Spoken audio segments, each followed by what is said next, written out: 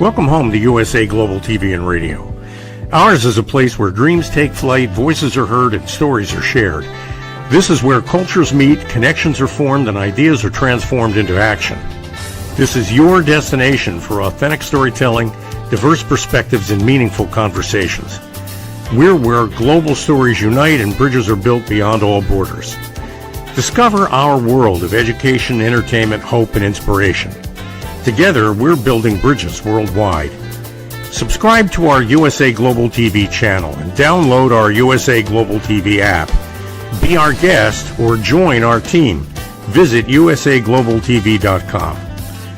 With heartfelt thanks to our executive producer, Dr. Jacalyn Kerbeck, music scored by Yifei Tang from Cloud Road Music, creative direction by Paul Garcia, and I'm Al Cini, and I'm very proud to be part of the USA Global TV and Radio family.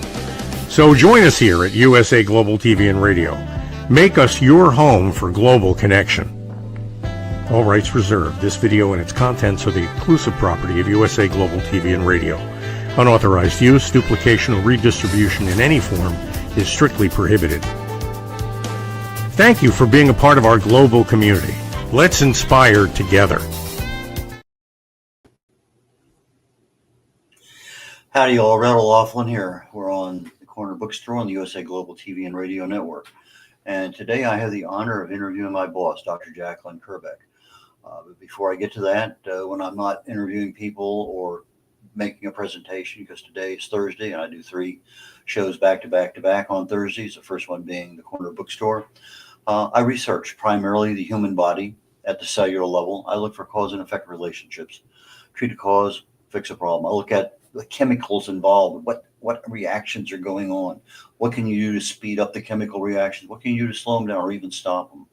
And so that's what I do, that's what I talk about, that's what I write about, that's what I speak about.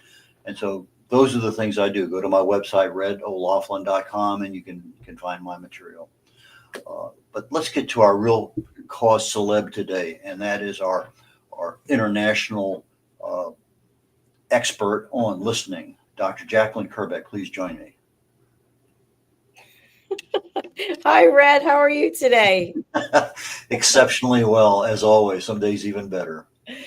Well, it's great to see you, and thank you so much for this opportunity on this very special day, September 11th.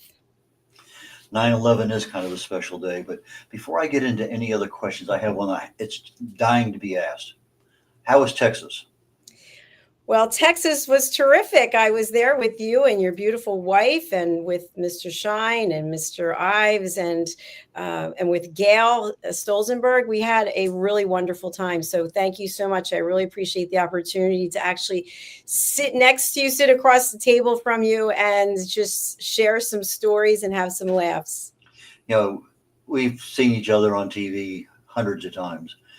We've had a lot of conversations because I'm your book coach, and we get into a lot of details, and we'll spend hours literally on the phone over the course, especially as the book is nearing publishing. But the first time that I had a chance to see you in person, that was remarkable. I enjoyed that tremendously. So let's get back to the business of the show. Okay, you're an author of almost 20 books, I guess, by now. It seems like it's hard to keep track, but absolutely undisputed. You have written so many books on listening. Why another one? Well, Red, this one is on judgment, which is part of the 4 pillars of elevated listening. So what I really want people to take away from the books that I'm writing is to recognize and be responsible and accountable for what we say and how we act towards someone else. So the purpose of this book is specifically to bring awareness about judgment, about when we are judging other people and when we are being judged. And I felt that it was very timely given everything that's going on in the world. There's so much judgment. I mean, just the horrific things that have been happening yesterday, for example, and then the things that people put on social media that are so filled with hate. And obviously, when we hate, we can't be listening. Obviously, we can be upset, we can be angry, we can be a lot of things. But I want people to just be aware of how our individual behavior affects ourselves as well as the collective. I attended a course you did yesterday, and one of the tenets was that, and it reminded me of E.F. Hutton. When E.F. Hutton speaks, everyone listens. Well, you made a little comment there, not about E.F. Hutton, but you made a little comment about that part of our focus of USA Global TV and Radio Network, the mission, is listening. And you provide, and we, as the host and as the support group, we provide awareness and education. And so you're taking that same thing and developing it again and again and again. So, with regard to being an author, you've had that opportunity. Tell us a little bit about the journey of when did you decide to write this book and how long it took, and then what happened in the process of you got the book done, it's ready to go to press, and then, whoa, my goodness, something happened. Thank you, Red. Well, actually, according to Amazon, I have 25 books that I've written since 2001. And you've been there since the very first book. But with this particular book, I was having a conversation with someone, and the conversation was about religion, and it was about going to church. And I used to go to church with my mother, and then I kind of stopped for a number of reasons. And the feedback that I got was that God doesn't know me or love me because I don't go to church. And so I didn't take offense to that comment, but I thought to myself, is this true? Is it true? Is it kind? Is it necessary?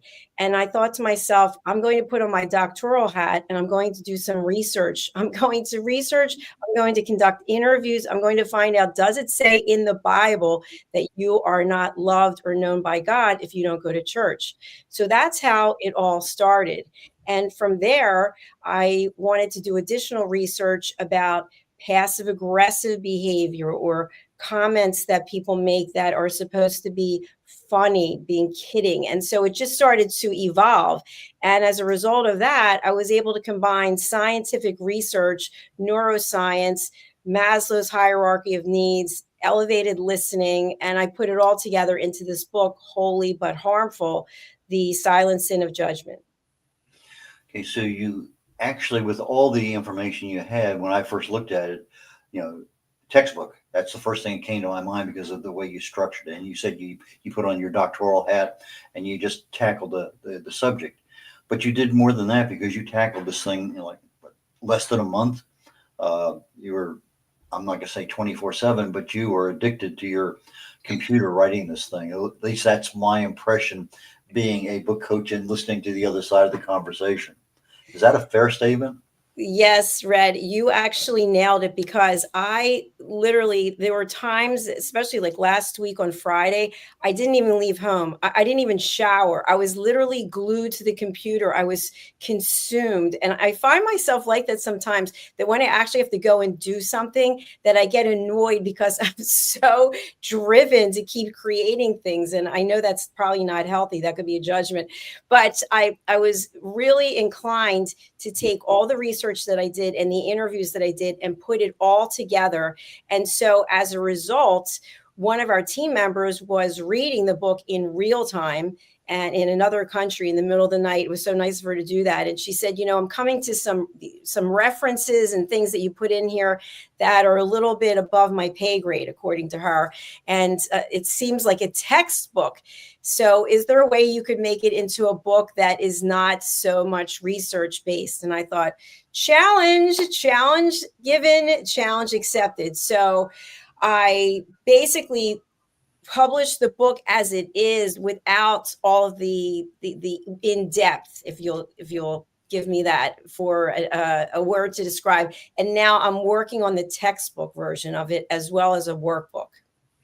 Okay, so you got a couple gold stars there for productivity, for change at the last second, and literally you did within less than a week, you changed the book, the entire book, from being a textbook based manuscript to being a how-to book, valuable to people, regardless of what industry they're in. Because whether you're a housewife, you're a business owner, CEO, it doesn't matter. We all need to listen. And you've written so many books, children's books, that the focus of the children's book is to listen. And so you have your professional books on listening, and then you have your children's books on listening. So why did you feel it was necessary to start with children on listening? I don't have any children, but I really feel that as a person who is a coach and someone who's done over 7,000 interviews, I listen a lot. And I thought there's so many times when judgment or problem solving or stage hogging or interrupting comes into play. What if we taught our children how to listen from the very beginning so that when they got to be our age, we didn't have to undo the behavior that was already learned? So that's why I really was inclined to write the children's books. And they are dedicated to my great niece and now my great nephew. So it's been an honor to write the children's books. It's interesting, even though I've attended some of your classes, I understand the process. We still have occasional times when our brain goes somewhere else. Last night I was on the phone talking to one of my brothers for a while, and I got off the phone. I was in the bedroom. My wife was in the TV room, and she says, "You interrupted your brother so many times." And I said, "Oh, maybe I did. I remember a couple times, but no." She said, "You really did." So, even though I know the principles, sometimes they go out the window, and so it's one of those things. You learn a skill, but you don't always keep that skill honed to do it. But before we go to the commercial break, which is about 9 minutes from now, let's go a little bit into you edited the book from being a textbook to being a how-to book. But when you wrote the book, you wanted the references, but did you realize it was really a textbook when you got done with it the first time? I kind of thought that it was not going to be an everyday beach read. First of all, because of the topic, and I think that people might be judging me just for writing the book and just for the book cover, but I did feel that the way I wrote it was in alignment with the way I think. And the feedback that I got from the other person was really key because we're not writing for ourselves, we're writing for others. So therefore, I thought, okay, this will be the best of both worlds. I still have research in there, but it's not as deep as what will be in the textbook. I know your book is being delivered this morning. You said it within the hour, actually, before the show is over. It'll be downstairs in your porch. But anyway, do you have a copy of the cover that we can show the audience? Because I think it's really impressive. I do have a copy that I have right here. Since I'm producing the show, I can bring it up. There it is. Well, I normally wait a little while before I get into the covers and stuff, but let's talk about your cover because that's really impressive. Thank you. Well, I redid the cover maybe 20 times. And then I worked with a professional who helped me deliver it as I wanted it to be. But so the cover is meant to be catchy. So the first thing that I see is the stained glass, and the stained glass has cracks in it. And so to me, that alludes to the fact that holy but harmful religion is a place where people can hide from realizing that they have judgment because they can say, well, God said so, or, God bless you, or which also has judgment in it as well from my research. So that's part of why I put this in here, for people to feel something and be pulled in, but yet for them to realize, if you're judging me because you think this book is just on religion, you've missed the entire point, because religion is a very small part of what this book is about. And when we walk through a bookstore, we walk through Amazon online, the cover is what captures our attention. If you just have a plain Jane cover with some text on it, thank you very much, end of story. That's not very, unless the title really captures you, you go right on by it. That one is a showstopper, I think, because the colors and the words are something that you're not going to just walk by without stopping and looking at it for a brief moment or two. And we all know that if you're in a real bookstore and you pick up the book, chances are much greater that the book will be bought as opposed to not. So Thank you. The book you created, you edited, and in the editing process, you changed a lot because you went from a serious, in-depth textbook with a lot of detail and references and stuff into more of the business how-to genre kind of books. And now you have two books that came out of this one, and you're going to have a workbook, and you probably have several others. So the monetization of books from an author's perspective is always foremost. We want the royalties, but we don't get the royalty. It's just that's part of the deal. Is, if you're one of those fortunate people who sells 1 million books, great. But that's not. I mean, you or I would be super fantastic. We sold 1,000 books. Exactly. But most authors never sell 100 books. That's just the nature of the game. Very true. Part of that's the marketing program. It's just a lot of different aspects of it. So you got a really great cover. You have a topic that applies to a lot of people. What is your marketing plan? Well, my marketing plan, first of all, I just want to let the public know that this book in the United States is on sale for $29.99. And of that, I get $4.50. So I just want to state that. So the marketing plan basically is that I've been marketing myself. I've been doing videos. I've been doing, this is my first interview about the book, I believe. And I've also been doing a lot of social media posting with our team so that it stays in front of people's eyes as often as possible. But as you know, there's always a lot of interest right when a book launches, and then people forget about it. And then, you go on to the next project. So for me, this is going to be something that's top of mind, where I'm going to make it a priority that every day, this is something that I'm going to be reminding people about why it's important. Because it's not, if the $4.50 is not going to change my life, but if someone reads the book, when they read the book and they incorporate the things that I've put in there as tools, then that is priceless. And that's part of our awareness and education, that we get that feedback loop completed, that somebody, we took our intellectual property, put it out to the world, and one portion of the world came back to us and said, thank you very much. It was of immense value to me. So that to me also is a great manifestation of the fact that I'm an author and I have some level of success and credibility in that. Okay. Did you use AI at all in your research? So for the research, basically, because of Maslow's hierarchy of needs, and I sold loyalty programs for 20 some years, I just went in and just asked questions. Would this apply to this? So basically I asked comparison questions, but I did my own research.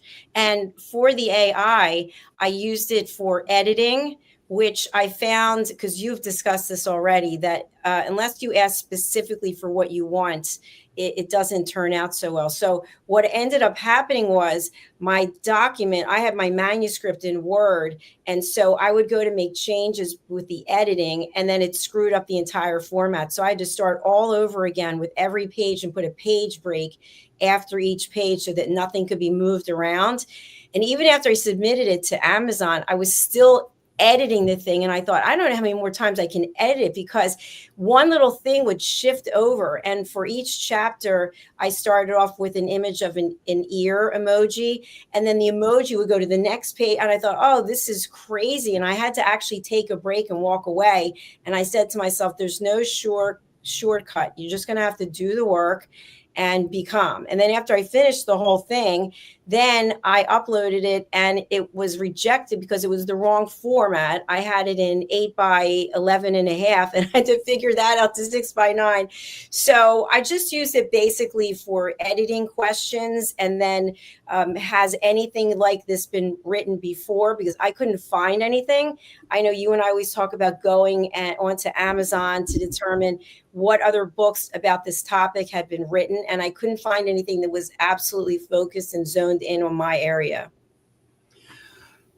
It's interesting because of the nature of what you're doing there with the AI and everything, because writing is generally fairly easy. We just dump out of our brain and then we come back. The editing is a little bit more difficult and challenging at times because our brain remembers what we wrote, but it doesn't necessarily agree with what turned out on the paper.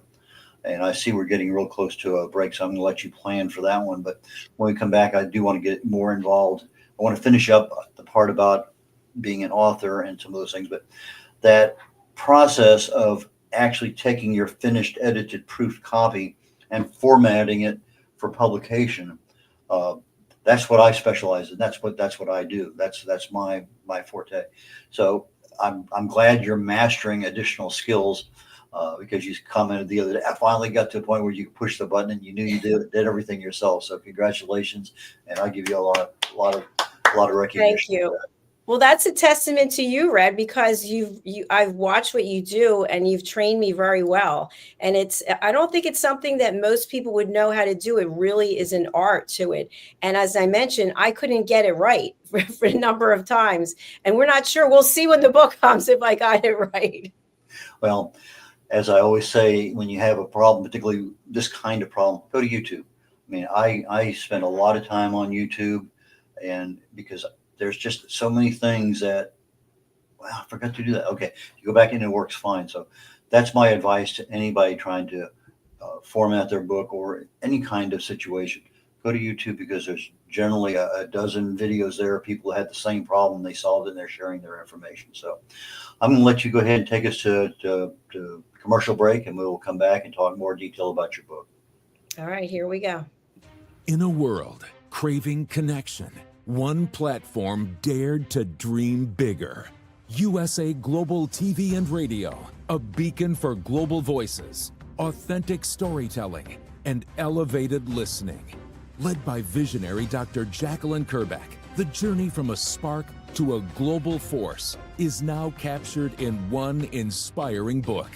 Honored with YouTube's Silver Creator Award for surpassing 100,000 subscribers, discover the evolution, the challenges, the triumphs, and the unstoppable spirit that created a global movement. Executive producer Dr. Jacalyn Kerbeck, music score by Yeffy Tang, creative director Paul Garcia. This video and its contents are the exclusive property of USA Global TV and Radio. Unauthorized use, duplication, or redistribution in any form is strictly prohibited. Now an Amazon #1 new release in paperback and ebook. Broadcasting Brilliance, the evolution of USA Global TV and Radio, is inspiring readers around the world. Join the movement that's redefining global media one story at a time.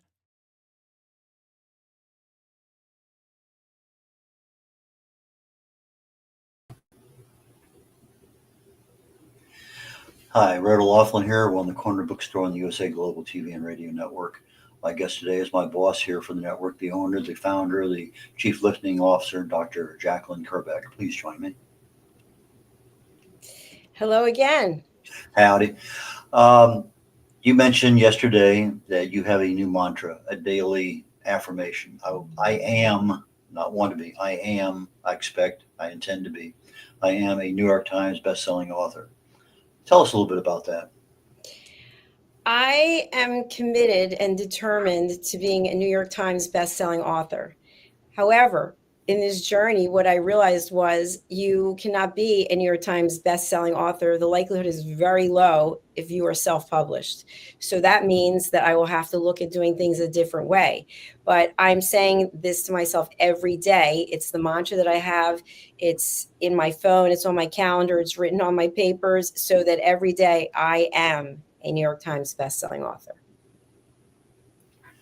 Vince Poscente did a book, The Ant and the Elephant, and I've seen him in person. He talks about his Olympic trials and some other things, and he used, I think it was gold dots, little 3/4 inch gold dot, and he put them on his bathroom mirror, his refrigerator, his car rear view mirror.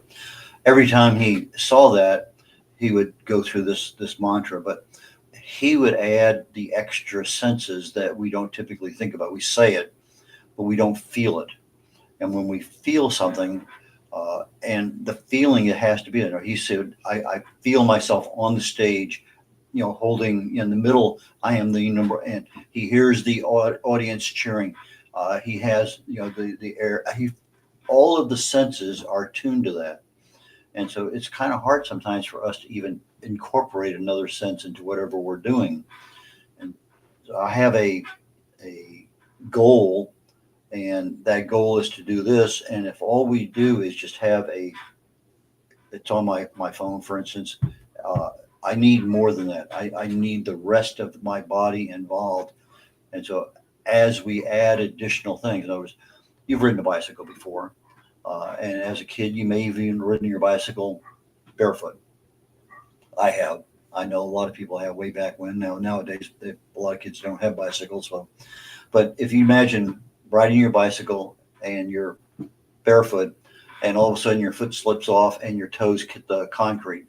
Yeah, that is a feeling that just even right now I can feel my body shivering a little. That is a feeling that you're trying to get into your body when you think about something because you're so focused on it.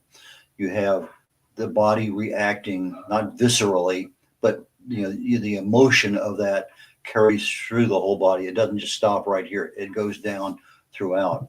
So it's one of those things as an author, and we want to have success in that area. Marketing is one part of it. All sorts of things are there, but you hit it right on the head when you say, "I got to do it myself." I am. It's not a future thing; it's present tense. And so that I think is super critical. You've already made up your mind. Now you're filling in all the rest of the blanks. So with that being said, why this book now? Why is this book important? Why is this topic so important today? I think it's important because of what is going on in the world. It's not just the United States, it's everywhere. And we're in such a rush and we're so self-absorbed. And I just shared with you, I'm sitting at a desk, not even showering for 2 days because I'm obsessed with getting this book the way I want it to be. But we have to look up every now and then and realize that the way we're treating other people is part of the problem. It's part of the issue. And that hidden judgment, that silent judgment, somewhere someone is watching this and they could be rolling their eyes. They could be thinking, oh, what is she talking about? Or why does her hair look like that? Or why is she wearing that dress? Or what about that background? People could be thinking any number of things. They can be looking you right in the eyes, and the whole time that you're talking to them, you think they're listening and they're actually judging you. We do it all the time. I do it. Everyone does it. It's been done to me. I've done it. It's a matter of being aware of it. And that's why I think this book is so important. There definitely will be people who do not get on board, who will say, I don't need any help learning how to listen. And the people who have said that to me without making a judgment, but as someone who I feel is an expert, that's me in this area, yes, you do. Yes, you do need some help because we all need help. But when people are closed off and they say, that doesn't apply to me. And the other reason is if you think about the number of relationships that break up or the amount of divorces, et cetera, and you look at the cause, it's typically irreconcilable differences, which can mean any number of things, but the communication just broke down somewhere. And so that's why I feel that this book is timely and it's needed more now than ever. Define judgment for me. Judgment is having an idea, preconceived idea about someone or something else. And when you have a judgment, something is coming up in your body, in your mind, that is causing you to say something. And it's usually has to do with how you feel about yourself. It's usually something that is unresolved within yourself that you are now labeling someone else. You're calling them a name. You're so this, you're so that. Why do you always do this? And judgment comes in many different forms. But the bottom line is, however it's delivered, the feeling that we have in our body is negative. It is not a positive experience. So if I was saying, Dr. Jacalyn, tell me, do blondes really have more fun? Exactly. That is a judgmental statement. Or if you were to say, you look great for your age. Or one thing that I heard a lot, you think you have it tough? If you had it the way I had it when I was growing up, that's a judgmental statement. Or if someone said to you, do you remember when we were together 10 years ago and you said this? They're actually going to be using that statement against you. So they're bringing up the past to use it against you for what positive reason? There's nothing positive that comes out of it. You used a brief 2-word description a minute or two back called hidden judgment. Is that hidden judgment, that what happened way back when that is indelibly marked in our brain? Yes. And I can actually give an example if you'd like to hear one. Go ahead. When I was in college, I signed up for this class, and it was a fitness class. And it turns out, my understanding was it was a fitness class that the football team, they were taking it in the off season. And so there was a lot of running up and down the bleachers and push-ups and all kinds of things like that. And I always love that kind of thing. So I signed up for the course and took the course. And in one day we were in the dining hall, and I walked in, and these people from the team who were in the class, they stood up and they started clapping like this. And they said, Dolly, Dolly, Dolly. And at the time, I didn't know exactly what it meant, but I knew that it wasn't a compliment. But they were acting like they were cheering for me. And what it really came down to at the end was they were commenting on the size of my upper part of my body and comparing it to her. It wasn't they were saying I have a great singing voice or I'm an incredible entertainer. And so that is an example of hidden judgment, where it comes across as though it's something positive. And it comes in many other forms, but that's just one. What are typical barriers to listening? The first, I believe, is the fact that people don't actually think they have an issue listening. They actually truly think they are listening to you. And so what happens is we have so much pressure. We have so many things we have to do. Even if you think about driving, think about how important it is to be focused on driving. We see people, I've seen it, curling their hair, putting on makeup, doing, foot out the window, they're looking at the phone, they're driving. So that's an example of someone thinking they can multitask. And that's what happens with listening. We think we can do more than one thing at a time and still be listening. And Red, I just want to come back with you on this, because in a situation like this, someone might say, I heard everything that you said. You said Saturday, you're going to go to the park, but you missed the rest of the conversation. You picked out one sentence and now you're declaring, I was listening to you. But is that how we want to treat one another? Is that enough to get one sentence out of what someone's saying? So barriers to listening, you don't actually believe that you're not a good listener. Everyone that I've surveyed is always an 8 to a 10. Sometimes there's a 5 or a 6, but at a 10, most people think they're an 8, 9, or 10 when it comes to listening. And if that's the case, why are there so many broken relationships? Why is there war? Why we have going on now in the world? So that's the first thing. The second thing is people don't practice the skills. They have awareness. Maybe they've attended courses. You and I have talked about this. They've read books, but they're not putting it into place. And the biggest one is emotions. When our emotions start to overflow, we lose everything that we know, and we just go right down that hole into the emotional charge. And then we're not listening. Is there a cost to listening? I think there's a cost to not listening. I really believe that. I think the cost to listening is that you're giving an incredible gift. It is, if you think about it, the holidays are coming up and people are always like, oh, what should I get him? Guess what? Listen to somebody. Actually sit down and be a good listener and not judge someone.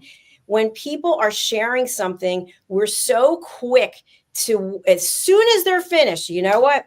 I told you shouldn't have done that. No validation about what I just shared with you. It's about control. So there's many different answers I could give to that. I know in our conversations, if you call me on the phone and say, you have 5 minutes, I really have a problem, I need to talk, I'm giving you permission of my time to tell me. And that's when I should be 100% focused, because it's your problem. I'm here to listen to that problem and be able to offer advice, or just be listening and not offer advice.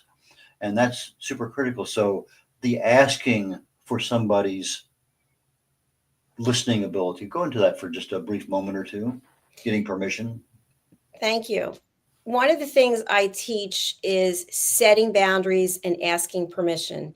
And I've taught this in Zambia, I've taught it in London, I've taught it in the States, I'm about to go teach it in Greece. And it doesn't matter where you are in the world. And that's why I bring it up. It doesn't matter what your culture is. What I teach people is that time is valuable. And if you're giving the same information over and over again, and I'm going to elaborate because this is going to be in the textbook, and I haven't even talked to you about this, Red, but I had a conversation with someone yesterday, and it was basically about information that has been received numerous times. So if I start nagging you and I tell you the same thing over and over, the value of that information to you is zero because you've heard it a zillion times. And the likelihood of you changing your behavior is zero. And it's based on scientific research and on theories, which I'll go into on another show. But setting boundaries and asking permission is basically stating, I have respect for you. I have respect for myself. I'd like to have 10 minutes of your time. I would like you to just listen while I share something with you. Are you open to doing that?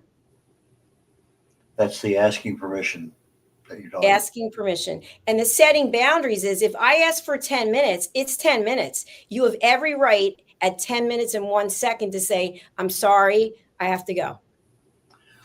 Okay, we're getting ready to wrap up the show here in a couple of minutes, and I do want to give you a chance to tell people how they can get a hold of your book and get a hold of you for speaking opportunities and things. But how does this book help the casual reader break free and become an elevated listener? In the book, there is a section all about elevated listening. And there's also a section, I'm a peace ambassador. I'm about to take my next set of training starting on Wednesday.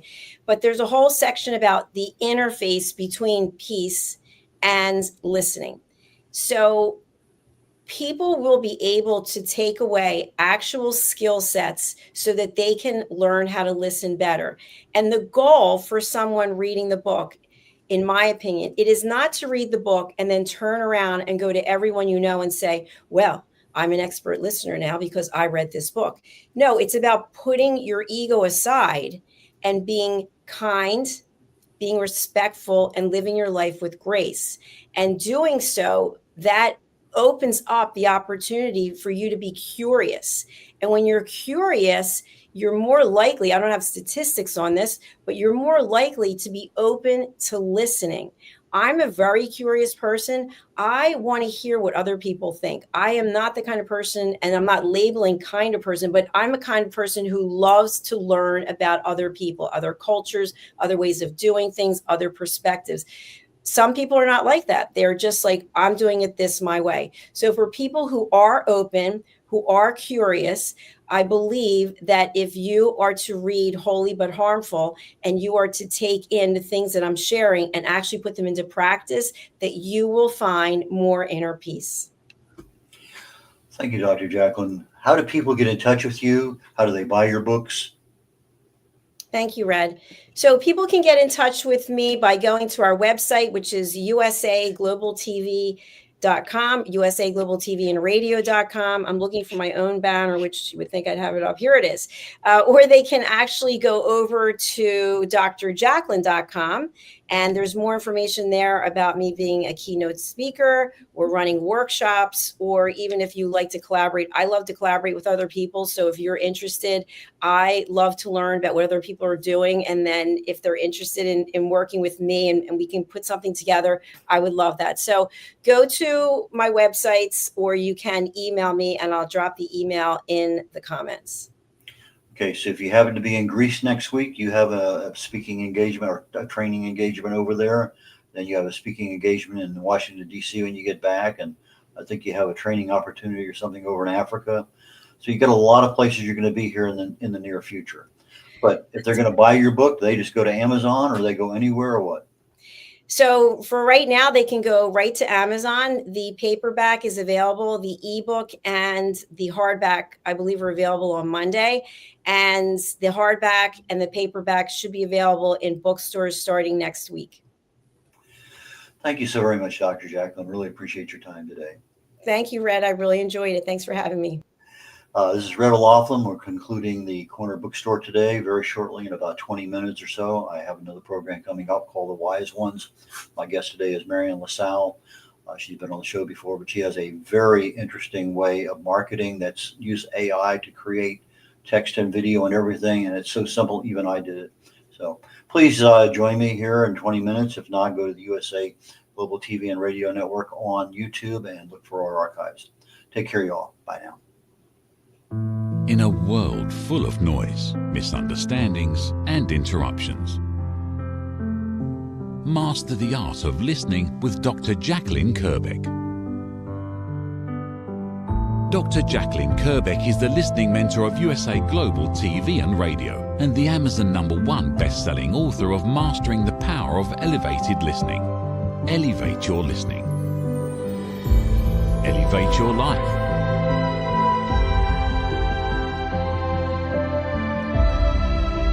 Join a global learning experience in person or via Zoom. Reserve your spot today. usaglobaltv.com/book-your-session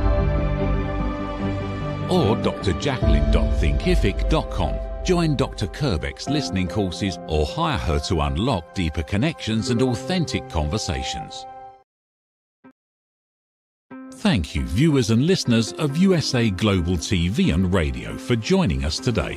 We're honored to have your time and attention as part of our global community. At USA Global TV and Radio, we believe in the power of authentic conversations, meaningful connections, and creating a world of possibilities together. Want to be part of something bigger? Join our team of elevated listeners at usaglobaltv.com, a space where your voice matters and your ability to listen transforms relationships.